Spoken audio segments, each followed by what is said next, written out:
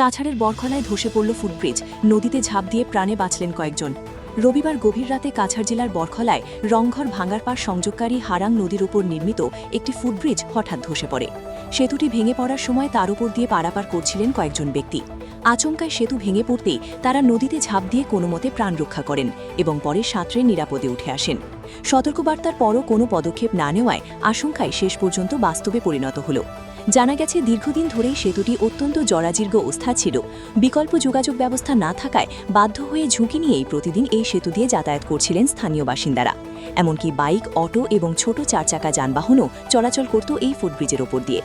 এলাকাবাসীর অভিযোগ, বহুবার সংশ্লিষ্ট দপ্তরে জানানো হলেও কোনো ব্যবস্থা নেওয়া হয়নি।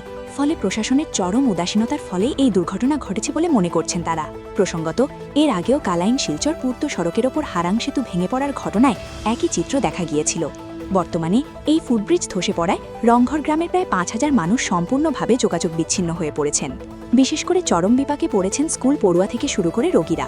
নদীর পশ্চিম পাড়ে রয়েছে একাধিক শিক্ষা প্রতিষ্ঠান, হাটবাজার সহ জরুরি পরিষেবা, যা এই সেতুর উপরই নির্ভরশীল ছিল। ইতিপূর্বে সেতুর জরাজীর্ণ অবস্থার কারণে একাধিক পড়ুয়া সেতু থেকে পড়ে আহত হওয়ার ঘটনাও ঘটেছে। ফলে এলাকা জুড়ে আতঙ্ক আরও বেড়েছে। এলাকাবাসী দ্রুত বিকল্প ব্যবস্থা ও নতুন সেতু নির্মাণের দাবি জানিয়েছেন। বড়খলা থেকে সুলতান আহমেদ বড়লস্কারের প্রতিবেদন। বৃষ্টিটা তো কালকে রাত্রে খুব বেশি বৃষ্টি দিছে, তুফান দিছে কালকে। আমরা নর্মালি আমরা গাঁৱৰ মানুষে কইন 12-13 তো এটার লাগে কালকে খুব বেশি জোর তুফান দিছে। দেওয়ার পরে মানে হঠাৎ এটা আর কি মানে এটা বহুদিন থেকে অকেজ ইয়া আছে, 2-3 করে এটা ভাঙি গেল।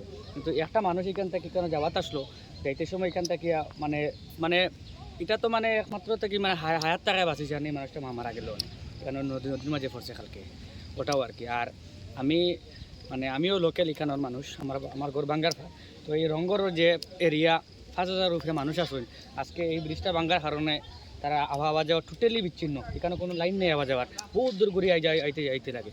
তো আমি রিকোয়েস্ট করি আর মানে যারা আসুন এই সিস্টেমও আপনারা তাড়াতাড়ি যাতে ব্রিজটারে মানে যে ফুটব্রিজ যেটা এটা সুন্দর করে দেওয়ার লাগিয়া, কারণ বহুত মানুষ এখানে আওয়া যাওয়া করেন। বা এখানেও স্কুল আছে, স্কুলের ছাত্রছাত্রী সকাল আজকে যখন ছাত্র আইতে গেলে সবথেকে বড় প্রবলেম আর দারো স্কুল, 2টা স্কুল আছে এখানে, 2টা স্কুলের ছাত্র ওই সাইড থেকে সোনাপুরের প্রায় ছাত্র এই দিক দিয়ে আইন শর্টকাট হিসাবে।